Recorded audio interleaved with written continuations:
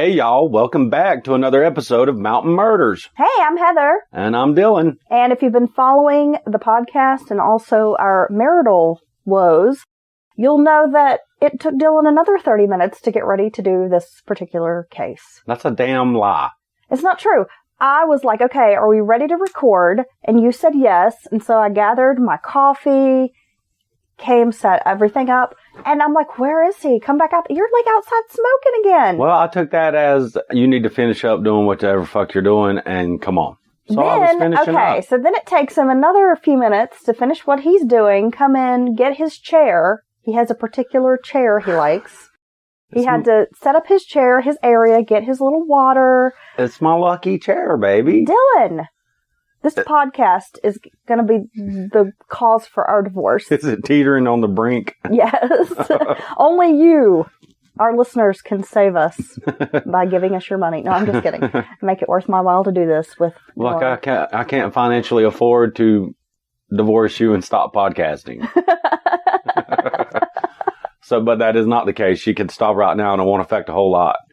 How are you doing? I'm doing good. How are you? Yeah, I'm great. We've had a great week together. We did. Had a great week. We've been all around, and fall is in the air. A little hiking, which I love. Yeah. We did some hiking yesterday and we noticed some of the higher elevations color popping. I almost wrecked showing you the color. You did. He's like, look over there.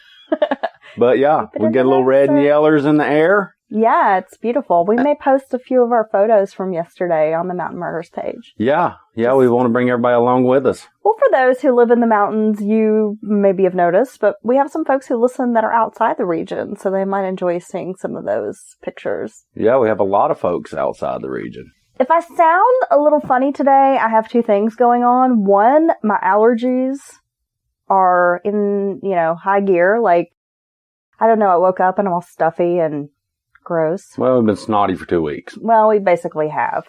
And then on top of that, I got a piercing, and it's kind of puffy and swollen, and I feel like it's affecting the way I move my mouth a little bit. Yeah. So I think I sound funny.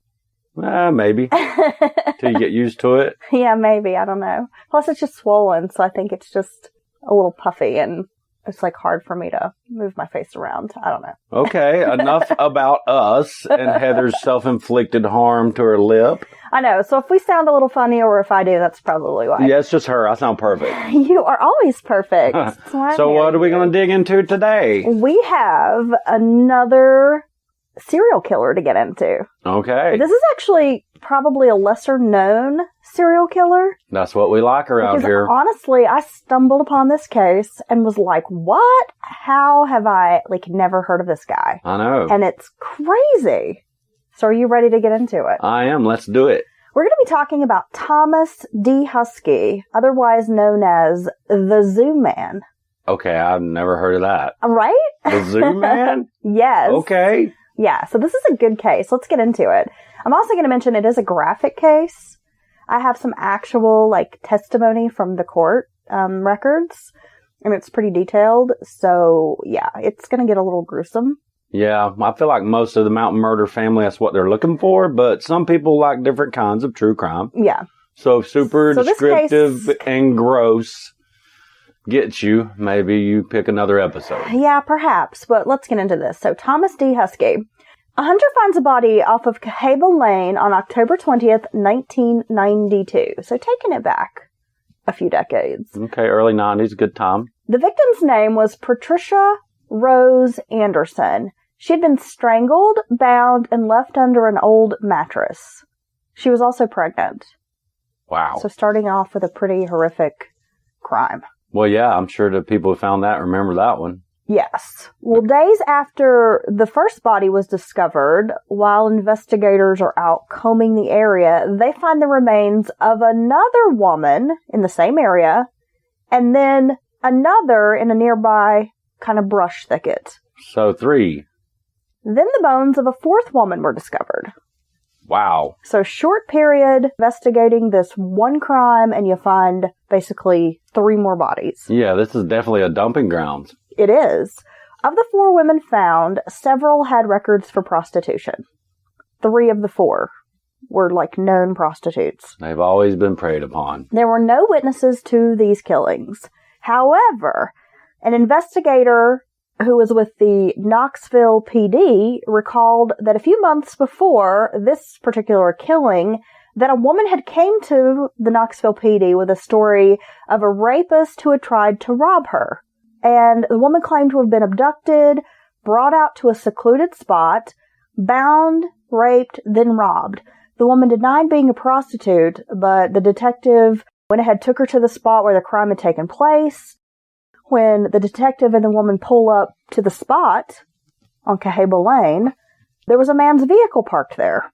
The area is pretty gross. It's like scattered with dirty mattresses, used condoms, trash. This is kind of a known spot for area prostitutes to take their jobs. And so it's probably just an old gross little community dumping ground where people literally, dump out whatever nasty stuff. Kind of is. Well, as they walk the path, the officer and the woman see this woman's stuff where the person had robbed her.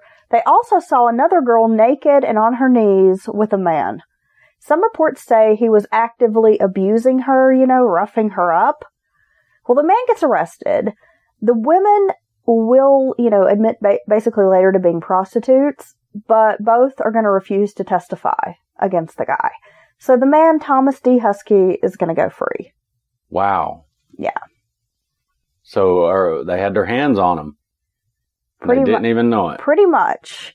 Well, it was 8 months later that a hunter who was out doing his thing had kind of approached this particular area, I think maybe to take a bathroom break, and he finds a body. And it's the body of Patricia Anderson. Now, do you think they didn't testify just because they didn't want to get tied up and, admit prostitution or fear for what would happen to them? Or you think it's just basically like a I ain't no snitch kind of thing? I think it's probably just fear. Right. Of testifying. I mean, if you're already kind of a known criminal, which would be, you're a known sex worker. Right. Most of them, I think, are afraid to come forward. A lot of them, I think, have drug problems. Right. So you get this woman who reports, hey, this guy has taken me into the woods. He roughed me up. He robbed me. And tied me up. He did all these things to me. She goes to the cops. They go back out, find him there with another female. And then 8 months later, they find the body of this woman, Patricia Anderson. And then they find these other bodies. So those other bodies are probably already there then. And I believe the sheriff's office is investigating this murder, the Knox County Sheriff's Office. They're trying to figure out what's going on with these bodies. That's when the Knoxville Police Department detective says, hey, wait a minute. I dealt with this fella and these women earlier. Well, you remember that. Right. It's kind of crazy. Now, in the coming days, Knox investigators are all going to figure out who these women are. All told, as I mentioned, of the 4 women, there were 3 who had records for prostitution. In addition to Anderson, who was discovered, they identified Darlene Smith, Patricia Johnson, and Susan Stone. Now, Darlene Smith was the only woman who did not have any ties to prostitution. And as I mentioned, there were no witnesses to these killings. It seems it was one of those cases of a criminal who learns from his mistakes. Now, we often see how those crimes progress, elevate. Right. First, it might start with robbery. Yeah. And then it escalates to rape, abuse, robbery. Then he gets caught because his victim tells on him. Right. So then he turns to murder. It's just like that progression. And we've seen that multiple times. Yeah, and even the first murder may be sloppy because they don't, realize what it takes to kill a person, strangulation, things of that nature. But then they start getting better and better at it. Efficient. It's true because, we've both followed, like, Richard Ramirez, which is a big case. But this is exactly how he started. It was like he starts with burglary, being a peeping Tom. Yeah. Breaking in people's houses, then that turns to raping, then that turns to murder. Yeah, he was crazy. Yeah, he really was. The shit, the going and fix yourself something to eat and all that shit. Or taking the woman in another room and leaving the man over here. And I mean, Jesus. Right. Yeah. But it's just that escalation. But it did. It does. We've seen that with multiple serial killers. Right. Well, it was after all of those bodies turned up and the detective had recalled that interaction with the woman prior, who had told him about Huskey's rape and robbery, that the cops started investigating Huskey and his ties to perhaps these murders. Husky had earned the nickname the Zoo Man from local prostitutes because he liked to have sex in an area near the Knoxville Zoo, and because he'd worked in the elephant barn at the zoo. Oh, okay. I've been to that zoo. Yeah, me too. With my kids. Me too. Multiple times. I went there as a child. It was reported that Husky had lost his job working with the animals because of his abusive behavior. Like, he was abusing the elephants and the animals. Okay, so he's just a big old piece of shit. Yeah, and his father had worked there as well with the animals, and that's how he had gotten the job. So he'd kind of grown up, like, around the zoo, knowing all of the employees there, spent much of his life being in and around the zoo with his father working there, and then he went to work there as well. Now, police did a search of Husky's parents' home where he resided, so he's still one of those grown men living at home. Imagine that. That happens a lot, too. Inside the trailer residence, which was near Pigeon Forge, they found some interesting items, including rope, some pornography, but from what I understand, it was pretty hardcore, violent pornography. Right. And jewelry items belonging to the victims. You imagine, it's probably pretty hard to get your hands on that super hardcore porn back then, I know, it makes me wonder if it was like some mail order, something. Well, I mean, you got to know somebody that knows somebody, Yeah, it's not something you're going to find easily. Husky's case has some weird turns. The trial is going to end up being the costliest trial in Tennessee history. Okay. First, the evidence collected from the search warrant would be deemed unusable. The search warrant was issued by the city judicial commissioner, which was ruled to have no authority to issue a search warrant. Why the hell would they get one from him? Yeah, that don't even sound like somebody can give out a damn search warrant. Husky, who gave a full confession, began telling investigators that he had multiple personalities, including one named Kyle. Okay. Now, Kyle would claim to hate Thomas, and his goal was to ruin Thomas's life. Okay, so now here's a lot of doctors brought in, experts. That's going to be costly. During the trial, prosecutors tried to prove that Husky was faking a mental illness. Now, he'd grown up on Kyle Avenue in Knoxville, with prosecutors believing that he'd probably pulled that name from his time living there. And he had other personalities, and they were all able to tie in the names that he used for the personalities to his past. Really?